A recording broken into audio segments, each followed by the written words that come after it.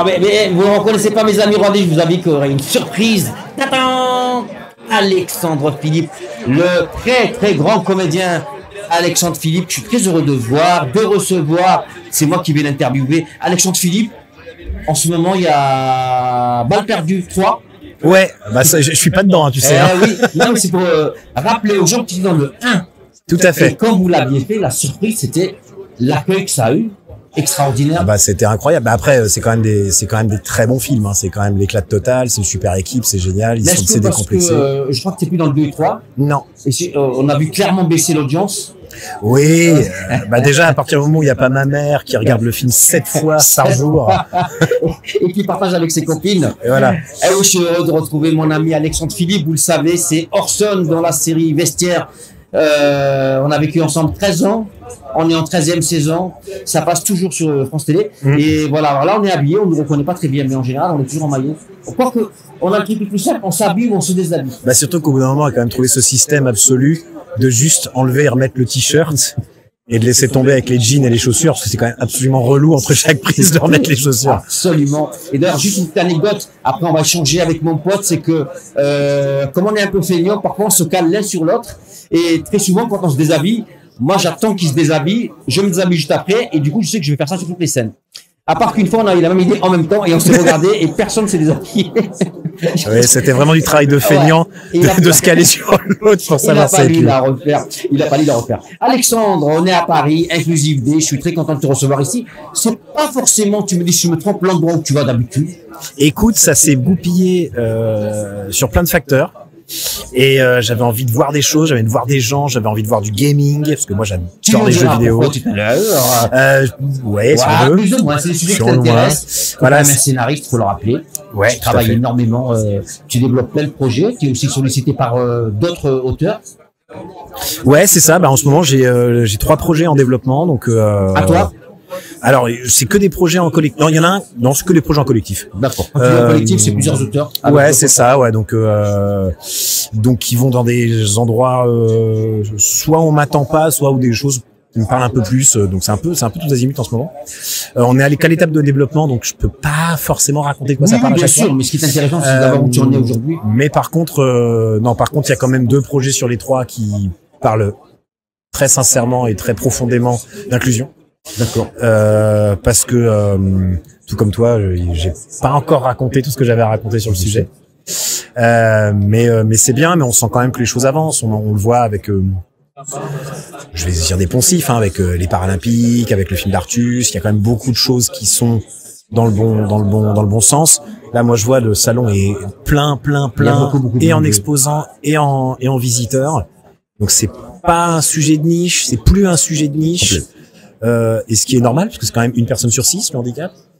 D'ailleurs, il faut qu'on en reparle de créer notre collectif, le 1 sur 6, pour que chaque production audiovisuelle ait une personne sur 6 en situation de handicap à tous les postes. Oui, voilà. C'est vrai. Parce qu'on est très touché, toi et moi, par le métier de comédien, et jouer d'autres rôles qu'être en situation de handicap, c'est pas toujours facile. C'est pas toujours facile. C'est pas complètement démocratisé, on va dire. Et là, cette année, j'ai eu la chance d'enchaîner 2 projets où je ne fais pas du tout l'handicapé de service.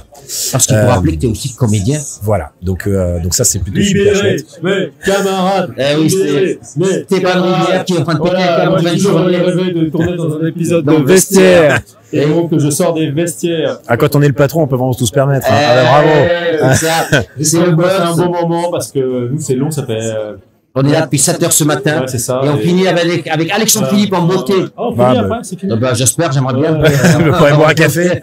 On me dit qu'il reste encore 2 personnes. Là, c'était le meilleur de la journée quand même. C'est pour ça que je me suis permis d'intervenir parce que Alexandre Philippe. Puis je dis que des trucs intéressants. Ouais, la crème des crèmes. On est en train. Bon, allez, je vous laisse. Tu sais, on fait les petits vieux là du Muppet Show là. Tu te souviens à l'époque où on faisait Vestiaire? On se rappelle. Je vous laisse, c'est passé. C'était un plaisir. J'ai bien changé de micro. Parce que là, on nous c'est en stéréo un peu. Ouais. Merci, vous avez reconnu Stéphane Rivière, président, boss, directeur général de Talentéo, c'est notre patron à tous. Et oui, on échangeait avec Alexandre Philippe. Alex, je rappelais, parce que justement, tu es d'abord comédien. Ah ouais. Et que tu as reçu un prix à La Rochelle il y a 2 ou 3 ans, je crois. Oh, il y a plus que ça, c'était 2016. 2016, oui, il y a 2 ou 3 ans. Meilleur espoir? C'était meilleur espoir, c'était pour Vestiaire. Pour Vestiaire, ouais. Et c'était fou parce qu'on s'y attendait vraiment pas. Ouais. C'est-à-dire que en 2016, moi j'avais déjà quand même 35 ans. Donc déjà jeune espoir, j'ai trouvé que c'était vachement sympa de la part du jury. Mais non, c'était une super c'était pour la série, pour moi évidemment, mais pour la série, moi j'étais hyper heureux parce que t'étais pas là d'ailleurs cette année-là, tu t'étais blessé à l'épaule. J'étais malade, oui, tout à fait. Et c'était incroyable parce que recevoir un prix d'interprétation sur un projet comme Vestiaire, ça quand même permet d'acter un truc, c'est que Vestiaire, c'est une série avec des comédiennes et des comédiens qui ont une particularité qui est le handicap et pas des handicapés qui font les guignols à la télé, quoi. Exactement. C'est vraiment, ça permettait quand même de mettre un vrai accent là-dessus. Et qui est quelque chose qu'on défend aujourd'hui beaucoup et qu'il faut encore d'ailleurs insister parce que beaucoup de gens pensent que pour passer par un recrutement de gens en situation de handicap, il faut passer par des associations amateurs, des associations de théâtre, etc.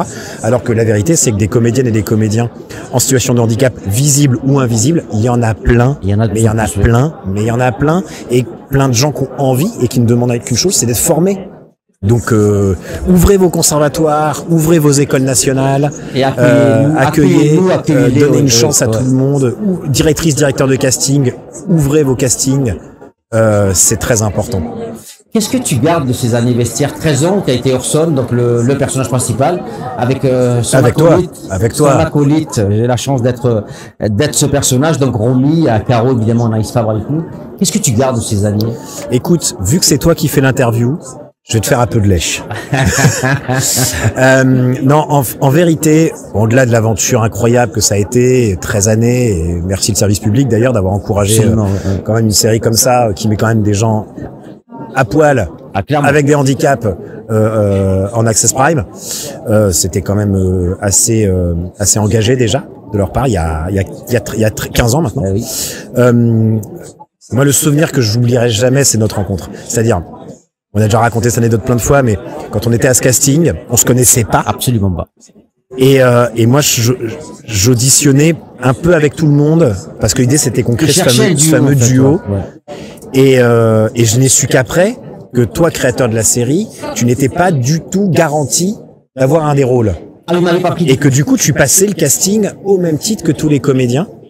Et de tous ces essais que j'ai faits, notre rencontre, quand on est arrivé, qu'on s'est assis sur ce banc, là, dans les bureaux de prod, et qu'avant même qu'on commence à répéter, on était en train de s'envoyer des blagues, des vannes, on se tordait de rire, on se connaissait depuis pas du tout, 15 secondes. On s'était rencontrés avant, oui, c'est vrai. Et c'est ce qui a fait la différence. Et les essais, ont fait qu'on a pu faire cette série tous les deux. Moi, je crois que c'est vraiment le souvenir, parce que c'est ces petits moments magiques, qui font des grandes rivières. C'est pas du tout ça l'expression. Oui, surtout Stéphane Rivière, et ça va lui faire plaisir. Ah, ben voilà. Oui, mais c'est des moments. Alors moi, je dis toujours, c'est marrant que tu dis ça, parce que moi, j'avais dit, j'ai eu mon rôle là, grâce à Alex. Parce qu'effectivement, au début, la production, n'avait pas porté son choix sur moi. Et c'est vrai qu'il s'est passé un truc de magique quand ils ont fait l'audition, on a été associés tous les deux. Parce que très vite, ils ont voulu nous voir sur un autre épisode. Tu te rappelles, on s'est retrouvés dans un coin à apprendre un truc qu'on n'avait pas prévu. Et par la suite, je sais que quand ça a été compliqué pour eux, ils nous mettaient 2 épisodes où il y avait toi et moi, et ça rattrapait et le retard. Ah oui, quand les journées étaient un peu serrées, ça finissait avec nous deux, ouais. Nous deux, parce qu'ils savaient ils se disaient que ça allait rouler. Parce qu'il faut rappeler et à faire savoir à nos auditeurs que chaque épisode durait en moyenne 2 heures, mais que... Oui, c'est à peu près 2 heures de tournage, ouais. Ouais, et nous on arrive à faire des fois 1 heure, des fois 45 minutes de record, je crois. Ouais, alors il y a quand même une fois on a fait un peu plus. Souviens-toi de ce fou rire. Ah, ça restera. On avait un texte un peu compliqué qui était sur beaucoup de jeux de mots, donc il y avait beaucoup de phrases qui se ressemblaient, et on terminait avec des panneaux au sol en énorme, parce qu'on se trouvait plus, on était perdus, et on riait parce que t'arrivais pas à dire Louis. Je n'arrive pas à le dire. Alors, pour un pause, parce que tu te rappelles, d'abord, on a eu beaucoup de problèmes cette journée-là. On avait une chorégraphie il a fallu abandonner parce qu'on n'avait plus le temps. Et que c'était mais oui, les trucs, c'était tellement compliqué qu'on avait les textes sous la caméra et ça nous a absolument pas aidé. Non, ça nous a pas aidé. Alors, mais ça, c'est des vraies super anecdotes et avec toutes celles qu'on pourrait raconter, et puis cette équipe qu'on a créée, que ce soit entre nous, avec Philippe Sivy, avec Anaïs Fabre, qui sont des amis très proches. Exactement. Intime. Parce qu'on a quasiment participé au mariage des uns des autres, des naissances, etc. Ah quasiment, tu m'étonnes, qui était à mon mariage, effectivement. C'est vrai, je dis quasiment, je parlais d'un an. Mais oui, c'est vrai parce que est pas mariée. Oui, elle est pas encore mariée. Mais je me dis, si elle se marie, elle va nous inviter. Mais donc, bah oui, il y a eu les mariages, il y a eu des naissances, les enfants Il y a eu qu'on les a vu naissances, arriver, on a ouais, vu et des puis, choses extraordinaires. Et les équipes à Bordeaux avec qui on a tourné quand même pendant toutes ces années, Et avec qui sont aussi bah, devenus des amis très proches. Je pense à Lucas, à Didou, je pense à Mélanie, oui, tout à fait. Ouais. Audrey et Patrick, et on va pas tous, malheureusement, on va pas Oui, penser mais tout le monde, mais c'était devenu une grande famille. c'est une très grande famille, ouais. Et en fait, c'est Anaïs qui disait ça à l'époque. Elle disait, vous me demandez si j'aime ça. Oui, j'adore partir en colonie de vacances 15 jours par C'est an. vrai qu'on partait en colo un peu. On Ouais. partait un peu en colo. Et on était dans le même hôtel. On avait, malgré tout ce qui se passait, nous, on avait notre agenda, notre planning, tournage, texte, boisson, fête, repas, bonne nuit, à demain. Et c'était extraordinaire. Précisons qu'il y avait de moins en moins de fêtes parce que nous étions de plus en plus sérieux, Oui, tout à fait. de plus en plus âgés aussi. Oui, c'est clair. C'est vrai aussi. Et moi, j'avais été marqué durant toutes ces années où j'ai tourné avec toi. Et je suis content parce que je t'en avais beaucoup parlé. Puis un jour, tu m'as appelé en me disant que tu avais passé le pas. Je voyais le côté réel, le côté metteur en scène. Parce que tu parles beaucoup pendant les tournages. Je sais pas si c'est une qualité. C'est pas une critique. Tu es de conseils pour tous ceux qui veulent l'entendre. Ça, c'est ce que j'aime beaucoup chez toi. Ceux qui veulent l'entendre. Tu arrives très vite à repérer ceux qui n'ont pas envie. Tu les laisses faire. Mais ceux dont je fais partie, ceux qui ont envie d'apprendre, ont envie de t'écouter, de t'entendre, dans ton expérience, dans la vision que tu as, tu vas les voir facilement. Bah, je dirais que c'est une relation de confiance parce qu'en fait c'est pas tant qu'on a envie ou de m'entendre moi particulièrement, c'est juste qu'on sait qu'on a envie de se faire progresser les uns les autres et j'oublierai jamais il y a un jour, je sais plus si tu te souviens, j'étais en difficulté sur un épisode où il y avait quelque chose d'un peu intense à jouer, pas simple et on était perdus tous sur le plateau. Bon, ça arrive des fois. Ça arrive, voilà. tout à fait. Et j'avais demandé ce qu'Anaïs puisse venir sur le plateau parce qu'elle tournait pas avec nous ce jour-là, sur cet épisode, et elle a pu m'aider, elle a trouvé les bons mots de comédienne à comédien que peut-être le réalisateur à ce moment-là ne trouvait pas. Ne trouvez pas, tout à fait. Et ça, c'est des choses qu'on a appris à partager aussi tous ensemble, quoi. Mais oui, c'est vrai qu'au début, moi, la réal, ça m'intéressait pas, et puis j'ai fini par le faire comme. Oui, et puis tu avais, puisqu'on parle d'humanisme, c'est important dans cette journée, le rapport que je t'ai vu avoir avec les figurants, pour toi, et c'est ce que j'ai remarqué, je trouve le plus touchant et le plus valorisant, quand on entend le mot action, pour toi, tous ceux qui sont à l'image sont importants. Bah, ça va du figurant au comédien principal. Je t'ai vu défendre les figurants parce que parfois, on a tendance à pas trop les... Il y a d'autres personnes qui s'en occupent. Je t'ai vu les rappeler en disant, mais non, attendez les gars, ils tournent avec nous, c'est des comédiens, enfin, ils sont à l'image comme nous. Oui, c'est important pour toi. Et puis, sur un projet comme Vestiaire, quand on arrête une prise et qu'on se remet en place, bah, c'est sûr que remettre quelqu'un en place, qui boite, qui avance lentement, qui a des difficultés pour avancer, ou qui manœuvre un fauteuil un peu large pour les portes ou pour le décor, c'est pas aussi rapide que quelqu'un qui est valide sur ses deux jambes et puis qui fait OK, j'y retourne. Ouais. Et ça, c'est des temps qu'il faut qu'on prenne en compte et qu'il faut mais cette lecture du plateau, on l'avait tous. Il y avait une bienveillance sur ce plateau qui était quand même assez extraordinaire. Toi, un peu plus, je dois reconnaître. Et alors, il faut juste dire qu'avant Vestiaire, bon, t'as pas attendu Vestiaire pour faire des projets, pour exploser, comme on dit. Tu avais déjà une série qui a cartonné sur Orange à l'époque, qui s'appelait La Lazy Company, 3 saisons. 3 saisons, ouais. C'était pas rien, c'était combien, 25 minutes par épisode? C'était 10 fois 26. C'est pas rien, quand même. 3 saisons. Ouais, 3 saisons avec des budgets maîtrisés, comme on dit. Voilà, et qui est une série. Moi, c'est un peu comme ça que j'ai appris mon métier de scénariste, hein, parce que quand on doit sortir des épisodes comme ça, écrire, scénariste et comédien. Et en plus, voilà. Alors ça, j'écrivais avec mon camarade Samuel Baudin, que tu connais. Samuel Baudin, que je connais, que vous connaissez tous. Et en fait, on écrivait ensemble, et quand on arrive au tournage, c'est un peu comme toi et Fabrice, c'est-à-dire que lui il passait en réal et moi je passais que en jeu. Et c'était un duo qui fonctionnait bien.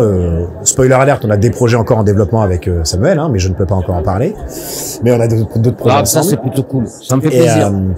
Et voilà, donc les choses avancent, et voilà. Et Les Y-Compagnie, c'est une série qui a fait. Alors je suis désolé parce qu'on me dit qu'il faut faire vite, mais je voudrais quand même parler de La Lazy Company, 3 saisons. 3 saisons. Tu as fait un court-métrage, alors qu'il me parle beaucoup, parce qu'il parle un peu de kung fu, on va dire. Ouais, c'est un court-métrage qui s'appelle Hajime. Ça veut dire commencer le combat en judo. Ouais. Que tu as écrit. Que j'ai écrit, que j'ai réalisé. Et t'as joué dedans. Non, moi j'ai pas joué dedans. T'as pas joué dedans? Non, j'ai pas joué dedans, je l'ai confié à Sébastien Chassagne, qui est un acteur formidable.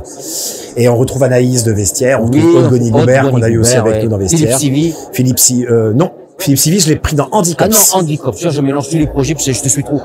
Handicops, réalisé, joué et écrit. et écrit. Et ça faisait beaucoup là. Ça faisait beaucoup. Une belle saison qui a eu un très bel accueil.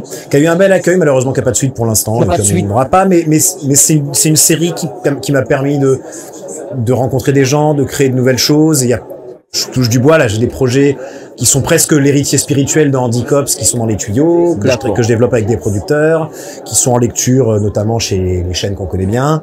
Donc, il y a peut-être que cet esprit-là qu'on a inventé sur Andy Cops va se perdurer d'une autre manière, et toujours en parlant d'inclusion, mais d'une manière un peu décalée, de sortir de ce prisme systématiquement du oh, regardez cet handicapé qui peut rien faire et puis qui arrive à faire quelque chose de mieux que tout le monde. Voilà. Le super-héros. En fait, le super-héros, exactement. On est dans l'après-vestiaire et handicap, finalement. Une autre vision du handicap. Oui, et ça, on le doit à plein de gens. Je pense à Sofiane Meaoui, qui avait fait cette sortie, cette petite critique ou nette, parce qu'il attaquait pas du tout Teddy Riner, mais non, ce qu'il a dit, c'était plutôt maladroit, mais oui. Mais en vrai, c'est passionnant, et c'est pour ça que ça crée le débat, parce que oui, moi j'adore Philippe Croison, j'adore Théo Curin, tout ce que tu veux.